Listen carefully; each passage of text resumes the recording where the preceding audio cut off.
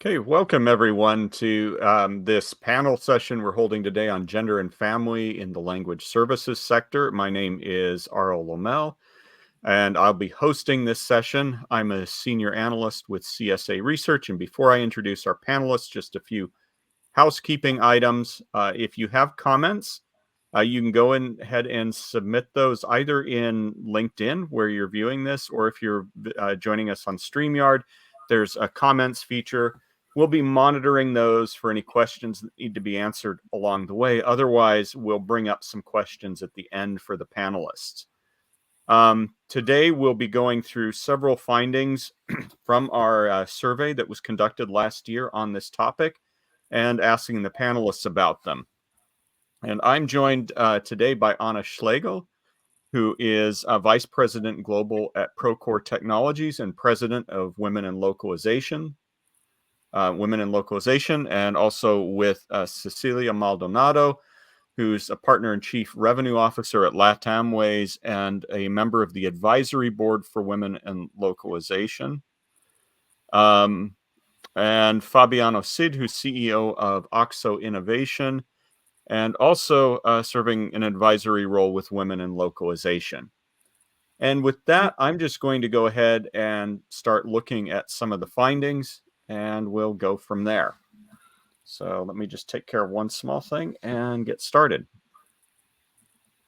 All right, so first off, we wanted to share a little bit about some of the demographics about participants in the localization industry. Just very quickly, wanted to highlight that 76% of our respondents were women, and this confirms what we've known for a long time, that women tend to dominate in the localization industry on the whole. Now, we're going to get into some of the complexity with that, but that's most of the people who respond and most of the employees in the language sector are women.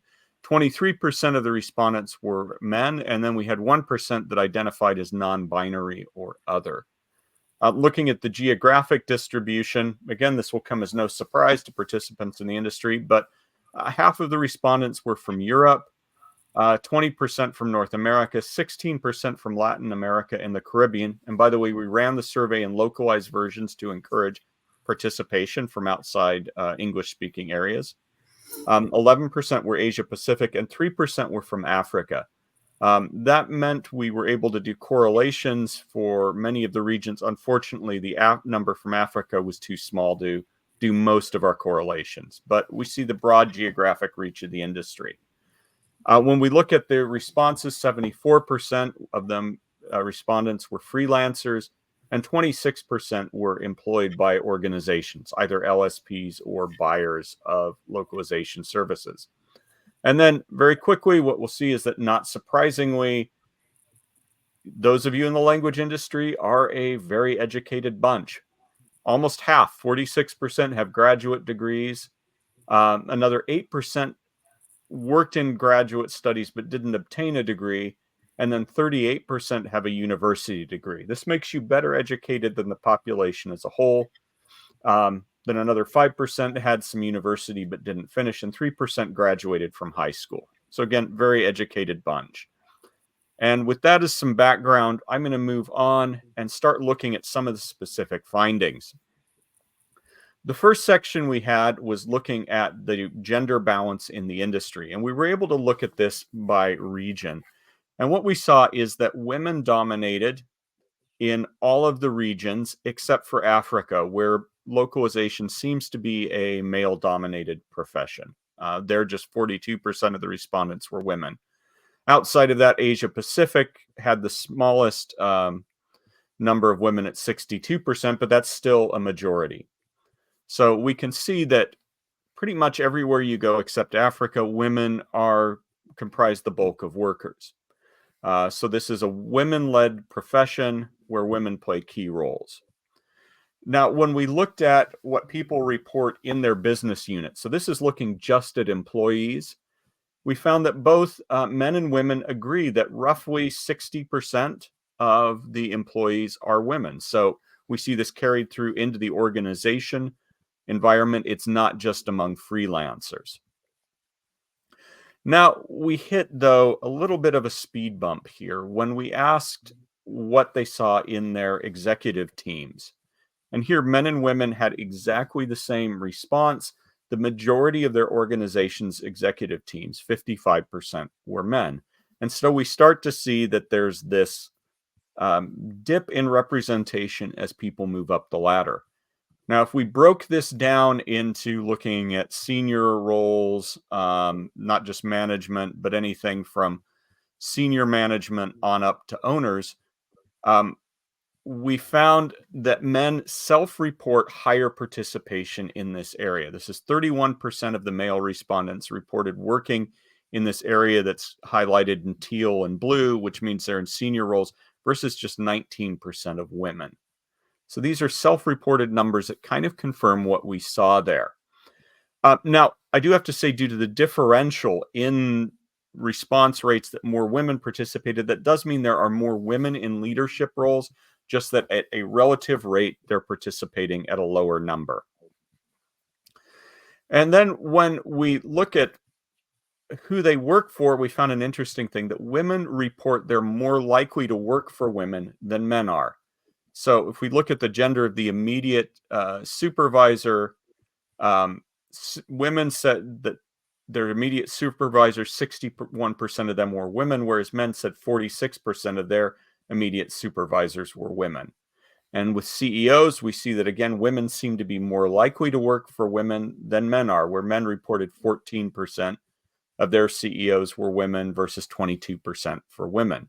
And the company's owner, again, a similar dynamic. So this raises a question that I want to address to the panel, and it comes to this last point you see on the slide, that unless men and women are really self-segregating, this may be pointing to female invisibility for men. This is the notion that men may not see women in certain positions and may perceive men as more present in them. So for Anna and Cecilia in particular, is this notion of female invisibility a real thing in your experience? And do you think it may be an explanation for why men are disproportionately represented in senior roles in the localization sector? And if so, what should be the response? Is it something we need to address? How should we combat it? Let's open that up to you to discuss. Sassy, do you want me to start? Sure, go ahead.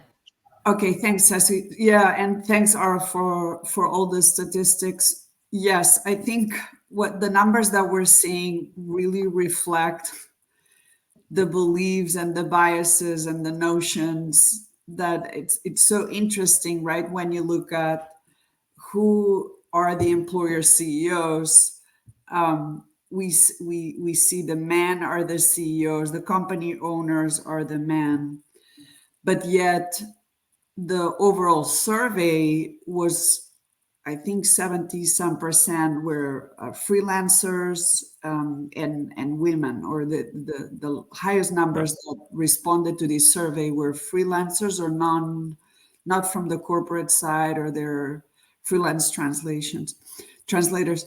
I based on those numbers, I don't think that they would know how to give an answer, because when you're a freelancer, and I used to be a freelancer, you don't know the whole chain of command inside corporations or even vendor LSPs, how that works. So I can see how there is this notion or bias of who is running the show, when we do see that there's a lot of women that are CEOs of LSPs, right? I should clarify that the question you see on screen right now, that only went to employees, not freelancers. Oh, okay. Well, then, yeah, it's true. It's true. On the at least I can speak from the corporate side, or the vendors that I use, they're all run by males. So all the CEOs of, the technology vendors, linguistic technology vendors, and language vendors that we use are all male. And it seems to go along with the stats that we see inside high tech, which is my experience, where females at the top are rare. it depends on the industry, but it goes from 2% maximum to 10%. I think yesterday I was reading some stats that 10% of the CEOs of public companies in the United States are 10% are female. And there was a story this week that the CEO of H&M, for example, she stepped down, and we are seeing, right, some CEOs of YouTube or CEOs of Meta, or C-level women are stepping down. Okay. We're fewer. There's fewer. The pressure, I think, of running at that level, it's not even like that of a marathon. It's almost like you run a marathon almost every week, and maybe we have added things at home or things in life, or we take care of more people, parents. There's a lot of stats that go along with that, and the invisibility, I think, is clear, right? There's not that many women on covers and not that many women on panels, and that's why we created Women in Localization, kind of to revert this. Okay. Sassy, what do Yeah, I agree. I don't come from the corporate world. So as a business owner, I created my own rules, and this is what I chose to do. So I think it's all about choice. And the reason why we work with Women in Localization by training and educating and preparing women to be what they want to be is that they have a choice. Of course, the invisibility, as long as we're not there showing what we can do, stepping up, is always going to be there. But things are changing. This has to do with culture. I come from a very chauvinist culture too. So, it's women are supposed to be the caregivers, and they're expected to step down and take care of the family. And even in my personal situation, or people that I know that chose to be the business person, the one traveling all the time, the one not being there, even with close people, you're looked at in a weird way, and even judged. So if we don't start shutting these people down, or educating them, or responding, or challenging those stereotypes, things are never going to change. So as long as we continue doing what we do, being role models, in my case, for my employees, my daughter,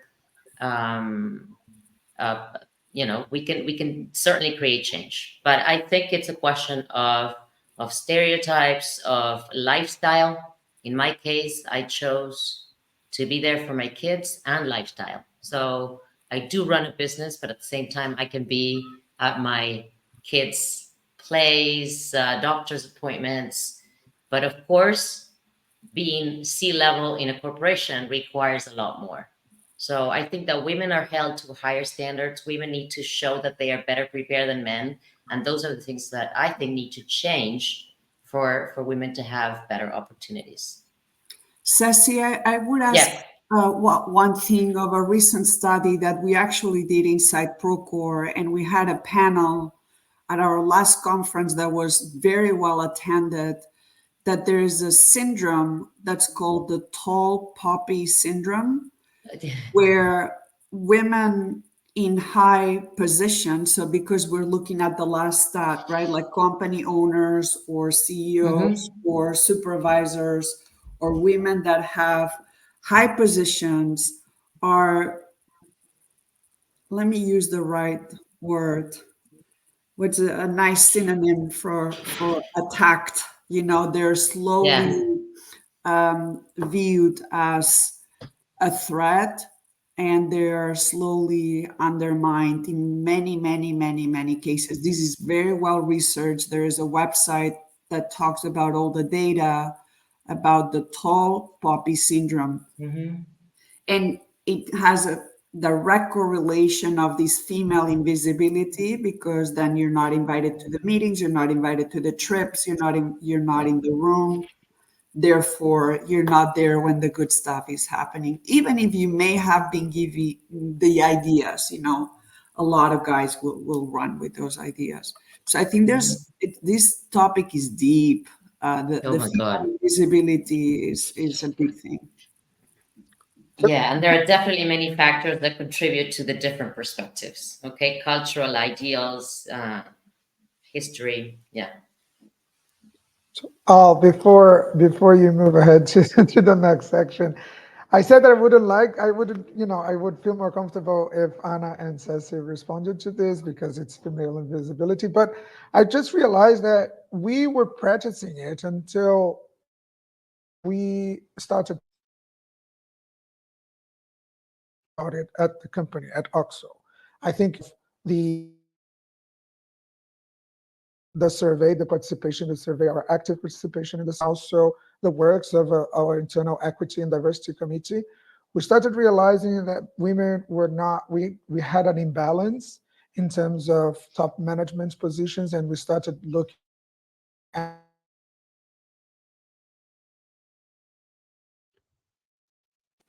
learn about uncles, and we started taking measures to balance to have a better balance between men and women in the workplace, especially in top management positions. And I think we're getting there.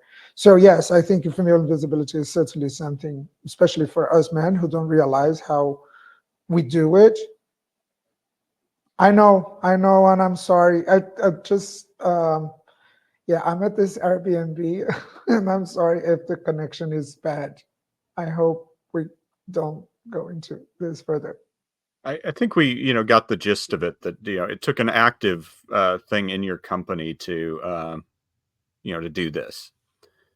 Before moving on, I'll just mention one thing, not from this survey, that it was 3-4 years ago. I can't remember exactly when at CSA Research, we looked at the performance of top LSPs by the gender of the CEO.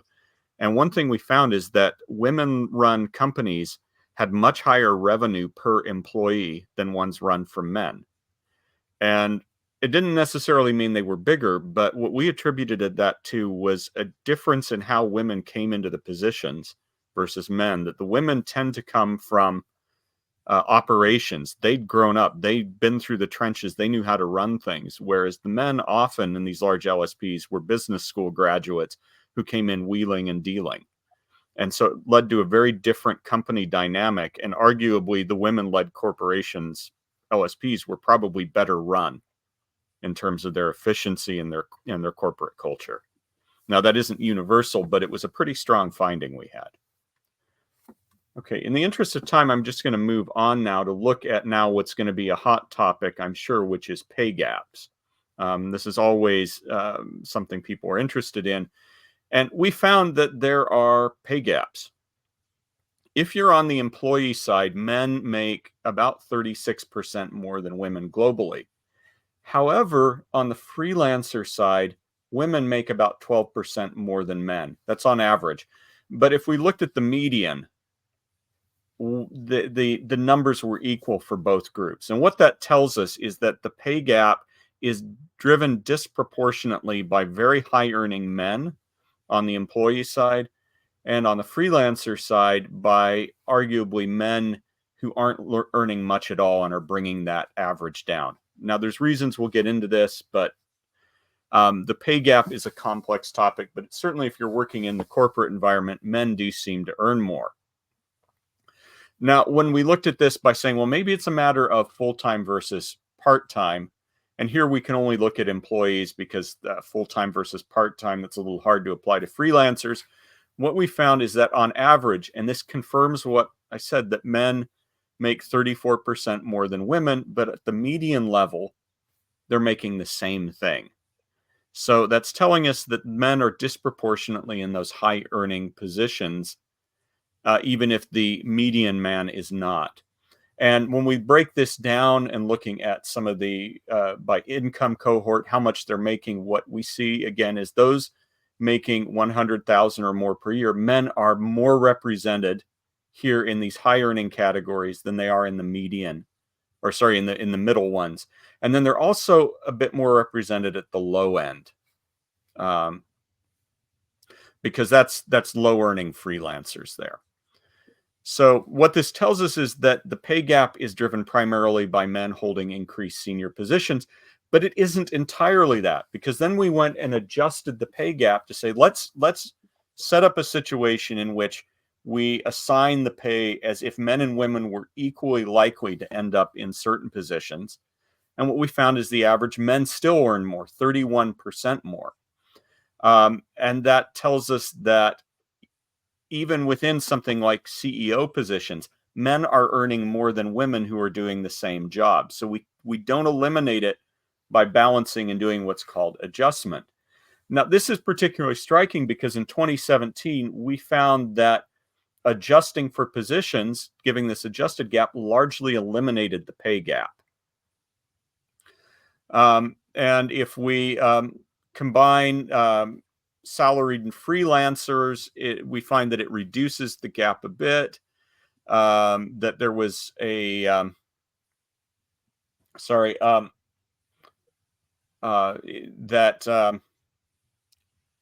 women, if we throw in the freelancers, the women do make a bit more.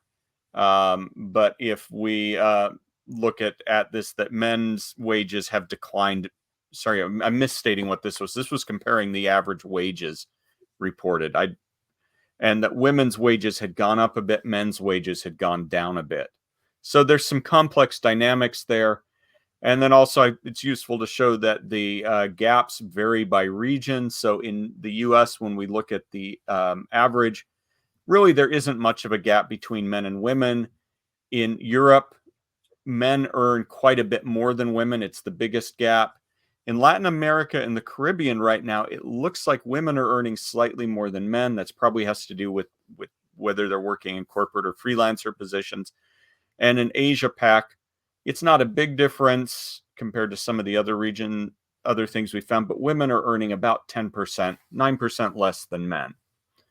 So now I'm going to bring up this question, and I'm going to aim it at you on it. In 2017, we found that if you adjusted for position, men and women were really getting paid roughly equal. Now, obviously, that's only part of the picture, because I mentioned that women may not make it into some position, something we've just been discussing. But this seeming equality within positions has retreated in men. So why do you think that might be? And do you think any COVID-era policies might have had a disproportionate impact on women in a way that might account for this? Arl, can you remind me, the largest responders to the survey were freelancers, Yes, right? correct. Yeah, I think in the States, there's been a really big push, and I can tell you, at least from NetApp and Procore on the corporate side, we are very, very careful now. Because I was the chair of Women in Technology for 10 years, and we started doing studies of the same level position, a guy and a woman, are they making the same? And a lot of women would come to WIT to ask us, I think I'm being underpaid, when in reality, the woman was making more money than the guy. So in the States, I can see this 0% makes a lot of sense. But again, these are freelancers, and I'm not very familiar with freelancers, although I know that in the States, CEOs are taking this very, very seriously when we do, calibrations and pay assignments once a year. HR, or the global talent organizations, are really paying attention for both men and women to see if somebody's underpaid or overpaid, and we adjust it. We adjust it once a year. I know that Europe has a huge problem. I'm happy to see Latin America, the freelancers are earning more than the guys. Maybe there's more women being freelancers in Latin America. I can't quite tell. For sure. I think what Ceci was saying before, that culture has a lot to do with this, and the fact that women tend to not ask for what they think it's right, or even ask nicely and diplomatically, may I know what my pay range is? Am I in the range? That's not a question that we're used to ask. And I've seen more and more women in the States asking that question. I don't know. Preparation, yes. So in Latin America, I see the numbers are higher for women. Probably it's the fact that this is a women-dominated industry. Yeah. But also, women tend to be super productive, and they take this freelance job very seriously because that's what allows them that freedom, that independence, economically speaking. So they take it very seriously. And we see women supporting, being single parents, supporting their families by doing this job with no support from their partners or kids' fathers. So they are the single source of income for their families. So they take it super seriously. Women are very ambitious. They want to grow, and they don't necessarily have another option. They are not. They don't have the spirit of being an entrepreneur. They don't want to run a company, but they want to have a good lifestyle. So this is their, the way for them to realize that. Oh, sorry, Fabiana, go. Okay, Ceci brought something really interesting, because when we think of corporate remuneration, annual compensation, we're thinking about salaries. Salaries every month, you receive the same thing. For freelancers, on the other hand, it's not how much you charge per word, it's how much you produce, it's how much you're going to make at the end of the year. So going back to your original question, it's possible that women now, having kids in a post-COVID, having kids at home, they produce less. So since a lot of the respondents were freelancers, it is possible that post-COVID brought in a reduction in the annual compensation for women because they have more family tasks to attend to. So it's hard to say, but we also have to think about this. The difference between how difference between salary and freelance compensation, which is different. It depends Income. on productivity, not income. Yeah. I used to be a freelancer, and I used to work after hours, late at night. And for me, it's about making my numbers. But also, you also brought something up. I feel that people are more aware of, life could end at any moment. Is it really worth spending so much time working, or should I spend more time with my kids and enjoying life?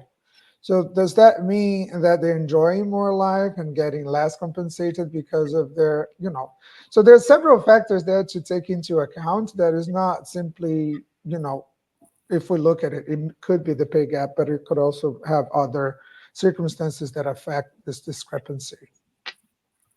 One thing that I would add, Arl, you made a comment that women are seen as more operational, which I believe is true. And to be able to get a lot of freelance work, because I used to be a freelancer, you need to be really well organized, and you need to be willing to spend weekends and nights and maybe farm out the work. So maybe there's something there about women are really great networkers and maybe better operationally, that show the US and the LATAM numbers, very concerned about Europe, right? Like what's happening there. I don't understand why it's such a big difference in Europe.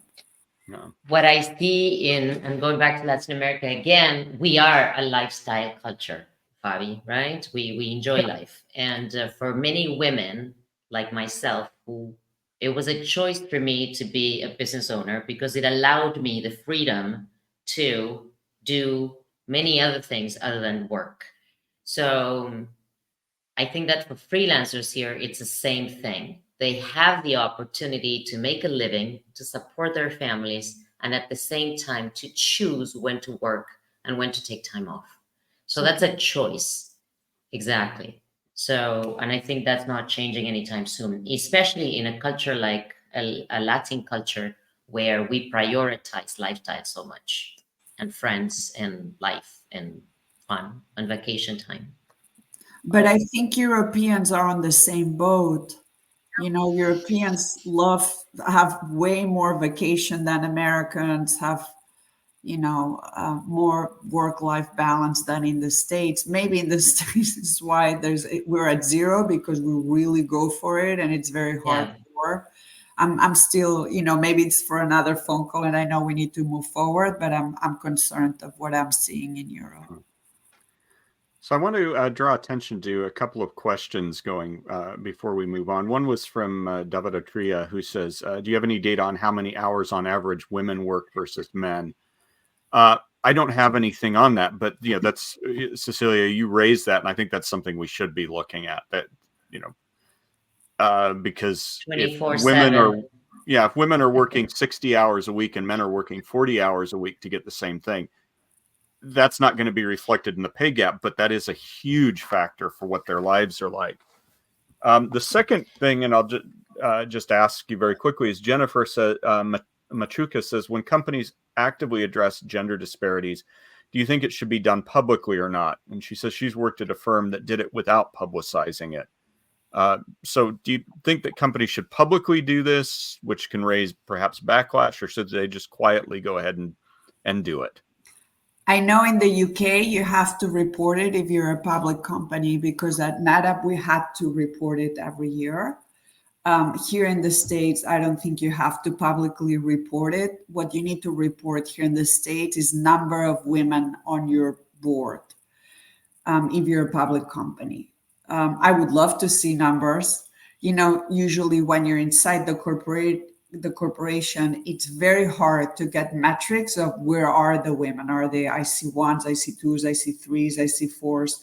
And when you finally get those numbers after years of asking, you do realize that most of the women, the bulk of the women, are on the lower levels. And as you go up the pyramid, it really reflects, what we were seeing before, that there is like 2 to 10% of women are above senior director levels. If these women, are at the top, they can drive a lot of change. We have some male allies, but this topic of pay gaps and gender issues, companies have these representatives to run employee resource groups or diversity and inclusion. And I've worked maybe with 20 of these vice presidents of diversity and inclusion, because they keep rotating inside of companies because they are going up a mountain, right? The more males are in the C-suite by and large, and changing that is very difficult. So I wish companies, going from publishing the pay gaps to actually recognizing we have a problem, or we need more diversity. I mean, this is not even about men and women. This is about diversity of gender and countries and sex and all of that. We just don't report any of that. Yeah, and there's a comment that just came in from Ana Trejo, which is, I bet it gets worse for women of color, which Yeah. points right at what you're saying. It's terrible. Yeah, it's the worst. Yeah. It's the lowest. Yeah. So Stacey, you were Going back to the workload for women, I think that as a woman, it's always, I just want to find the right words. It's always harder to prove that we can do things, but also it's also very hard to, because of all the pressures and the social and cultural expectations, to go for it, right? The pressure is on, as Anna said before, the H&M CEO stepping down because of the huge pressure. So women and I think it's related to the policies at work too. So as long as we don't have better policies that allow women to shine and step up, then it's going to be very difficult because they have to fight for it.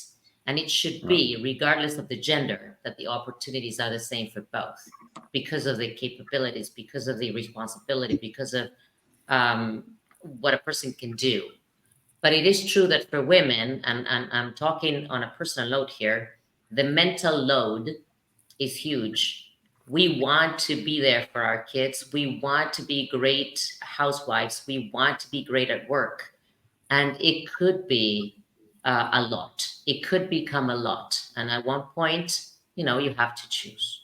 So it's, I think that as long as it's expected for women to do so many other things at the same time, it's going to be hard. So we have to continue to work with men, find allies, work together, share responsibilities in terms of parenting. Because imagine even, having kids, because I was thinking about biological necessity, like we're breastfeeding, we are pregnant. So there is a time where the woman needs to step down. But then after that period, everything could be shared. And if there's understanding, women could shine. But there are differences in terms of nature that require women to slow down at certain periods of time. So there has to be policies that support that need. Yeah.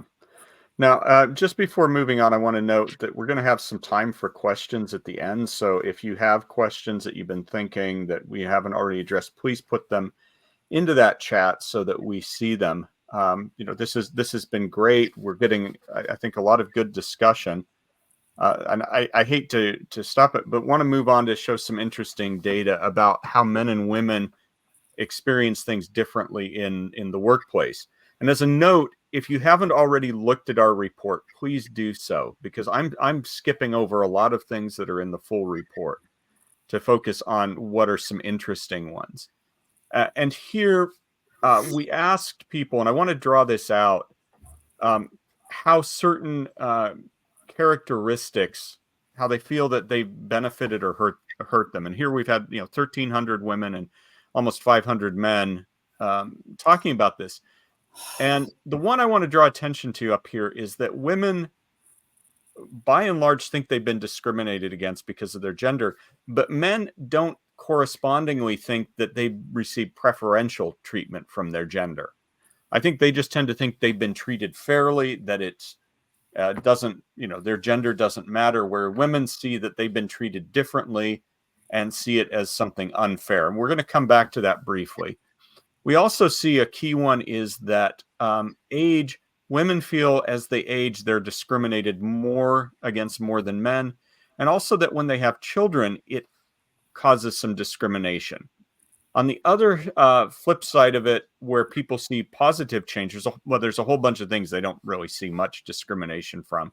But men feel that they benefit more from professional experience than women do. And the only one where, to any significant degree, women see that they have more advantages from education.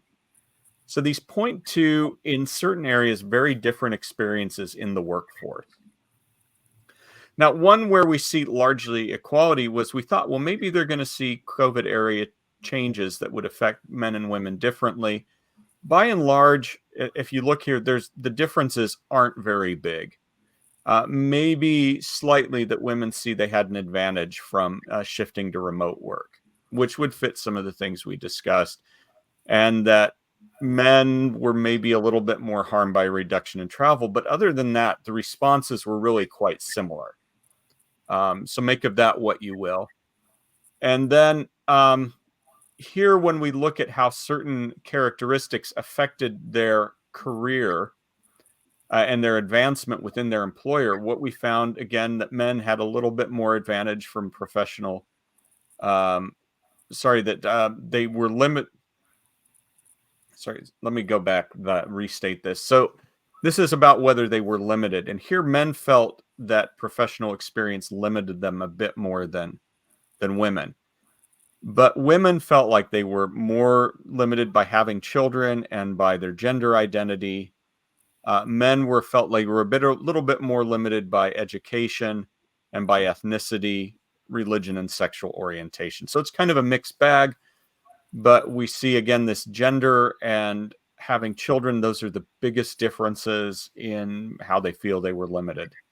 And so, with that, I'm going to direct this one first at you, Fabiano. And this may be the last section we can get through. We may need a follow-up session, which is great on this. But here, where I found it interesting that for most characteristics, men and women report similar experiences, but there's a handful that we've talked about with very different outcomes. For example, women report that they think they've been discriminated against based on their gender, as I mentioned, but men don't think they benefited. The results are, again, similar with having children and to a lesser extent with age, where men feel they've been discriminated against based on age, but only about half as much as women do. Who do you think's right here as an employer and from your own personal experiences? And are the experiences really that different?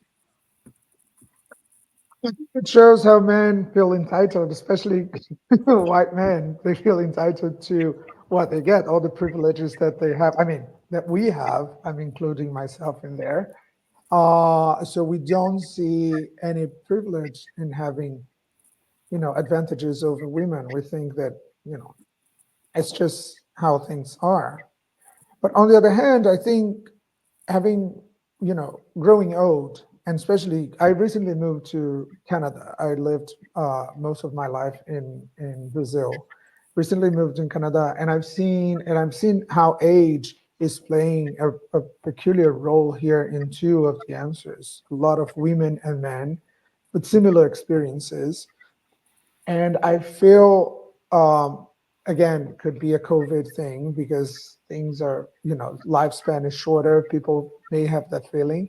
But I also think my experience in North America is how North America is way more ageist than Latin America.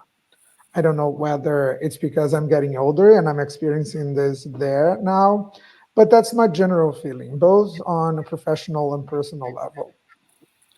I think Europeans, maybe Latin Americans, I would suspect that Asian Pacific as well, but they tend to value more the elderly than in North America. In North America, I think the whole experience of growing old out of your household, your original household, not being in contact with older people. In Latin America, we live with our parents until we're 30 something, then we get married, but we see our grandparents living with us. The grandparents die in the household. We hardly send them to homes. And it's different in North America, where when you're 18, you're pushed out of the house. Yeah, go find your way, go, and then I think it creates this etarism and ageism among both in the professional and the personal environments. Yeah. I don't know if this is your experience as well, Anna. You have both experiences as well, having come from Europe and now for a while already in North America. Yeah, I completely agree with Fabiano. I mean, the kids. Even though you're much younger than I am. Thank you. No, but the difference here is when kids start to go to college, they're asked to spend the first year in college. They have to leave in college. So they immediately leave the house. It's not that the parents eject them, it's that the colleges demand that the kids leave there, right? And to your point, I have siblings that lived with my parents until they were 27 or 30, and then they got married. And so, and to your story of you see your grandparents, pass in the house, I've gone through that. while here in the States, it's so large and people get jobs on the other side of the States, or you get into college in New York while the parents are in Kansas, so it just starts to get so distributed and disconnected. And yeah, maybe there is that mental chip that the community, right? And even here, California is a super diverse state. You do see Korean families living together, where you see Bay Area or American families a little bit more distributed, right? Half of the population of California is Latin, and you do see families that are Latin families. They may have 3 generations inside the same household, but it's not true for other folks that may have not mixed with the Latinos or the Europeans or Asians, are much more family oriented. I don't know. There's a lot of pressure. There's also a lot of layoffs, right? So one thing that I'm seeing is people are getting pretty aggressive. And the fact that men are concerned about education is because women, we go through university and classes and more training and more training and more training. We're constantly preparing ourselves. I've never seen women go through so many universities. I'm an example of I've passed through 5 different universities, right, to get prepared and to be. To add to that, Anna, that's exactly why, because women need to show that they can do it, that they are prepared. So we make that a reality. We have to, educate ourselves so that we are prepared to, prove ourselves. So we are getting good. Or to compete to the fact that men get in easier at the higher level organizations. It's not always the case, but the numbers do show that, right? Yeah. Okay. I'm just looking at some of the comments. Some people. Well, here's a new one that I think is really interesting. Do you think that the new technological turn will affect the gender issue? Will more male professionals join in localization? And here I think that the subtext probably is with all the Gen AI and other things. And will the gender gap increase between technical NLP roles traditionally held by men with translation roles traditionally held by women? I think that's a huge issue right now, as we're looking at a shift towards these technological roles. Is that going to drive a new gap and create more problems? It's really interesting. Anna, you probably can talk about this. You were talking about the limited number of women in tech. Sorry, I started reading the comments because I'm like fascinated by the questions that everybody's like, oh my God.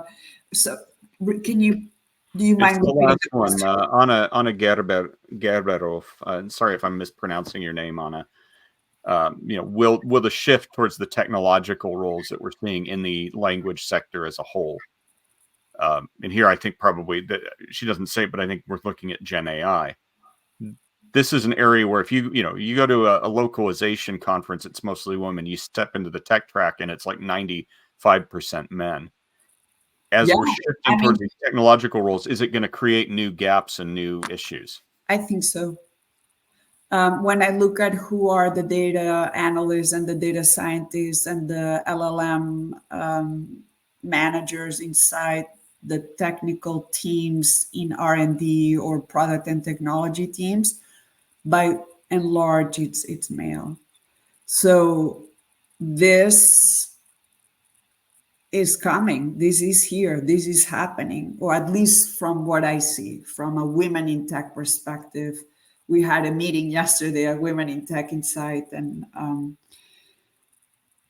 you have to look at who is designing the new way of thinking or the new way of coding or the new way of applying AI. everything is going to be AI driven. Every platform is AI. Every vendor that you hire, you want to know,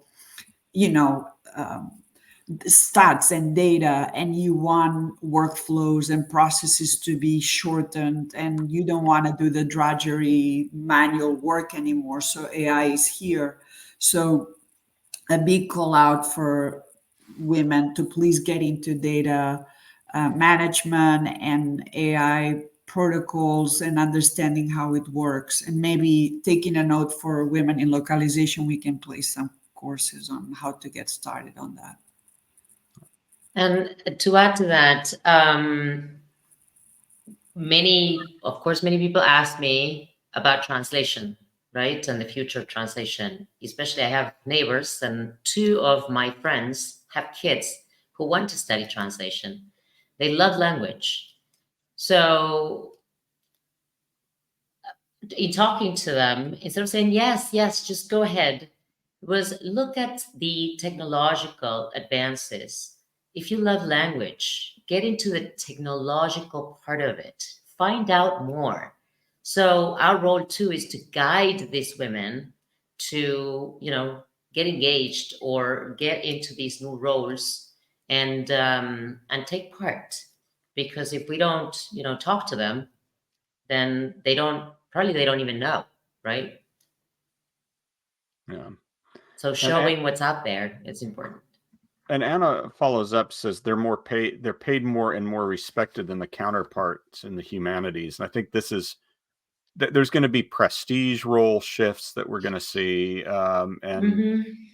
Yeah, we're predicting at CSA Research that the well-paying jobs in the future are definitely going to be people who can use and steer this technology.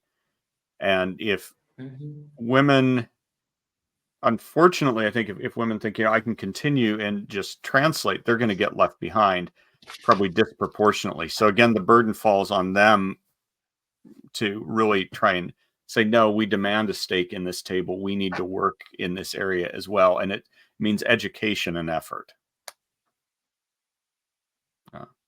Now, I'll just note that, we have an hour here. We got through only about half of what we had to discuss.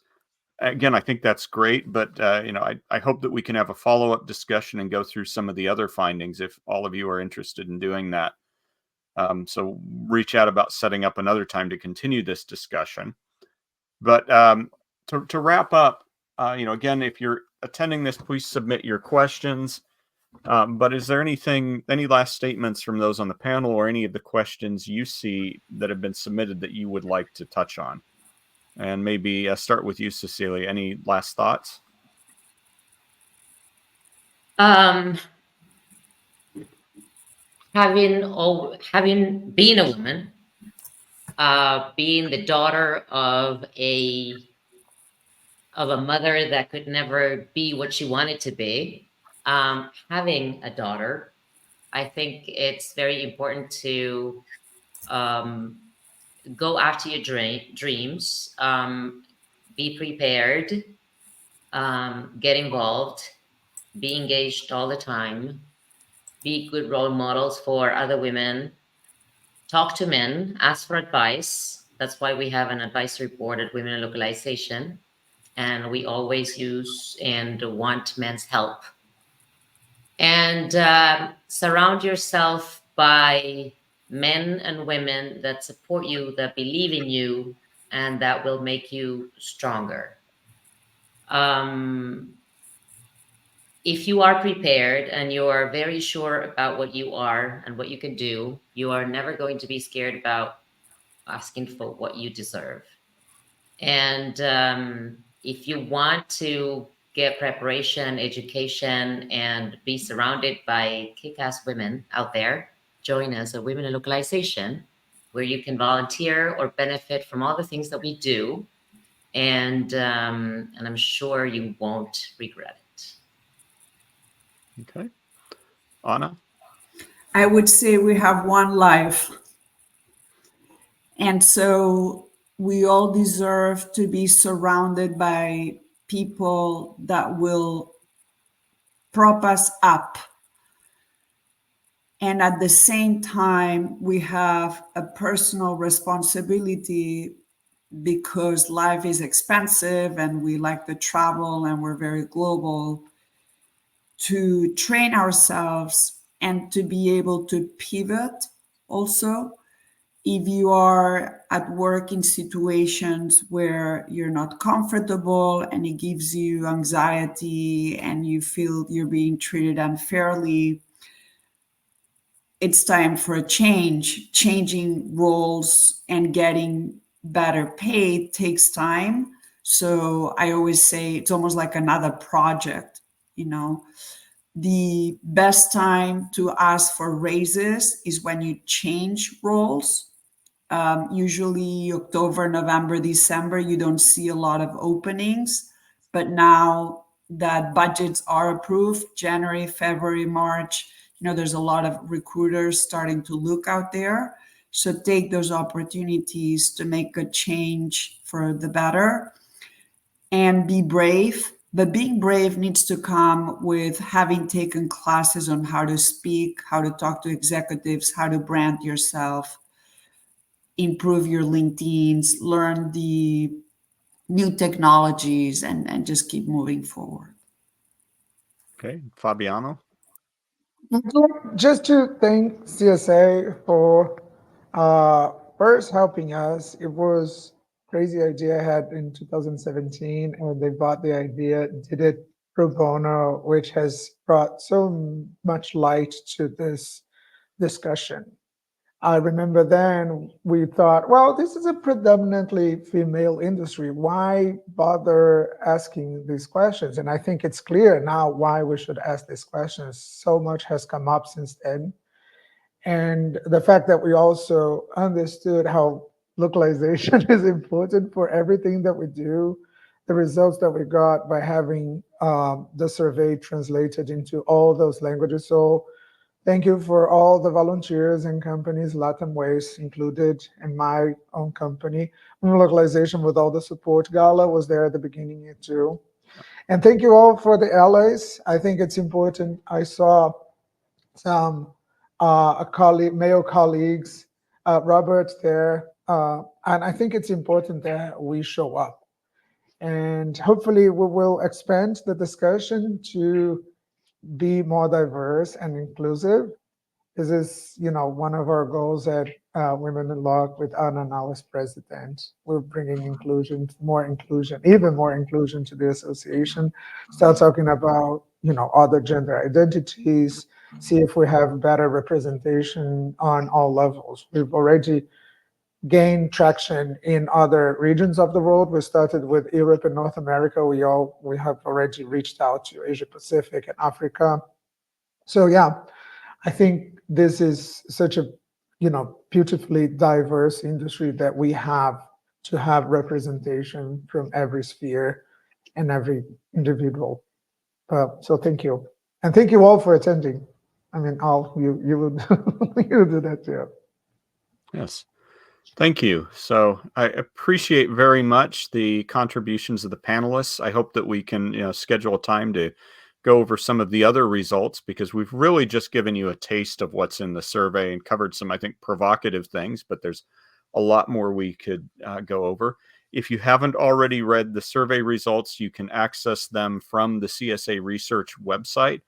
And we've released them under a Creative Commons license. So that means if you want to use them in any way, shape, or form in your own presentations, if you want to deploy this in your executive pitches or anything, please make use of these resources. It's there to support you and really is a pro bono thing that we wanted to get out there. So, as my panelists or co-panelists are sharing in there, please share these things. And with that, thank you very much for your time, and hopefully we'll speak again soon. Thank you. That's amazing. Thank you. Bye, everyone. Thank you. Bye. Bye.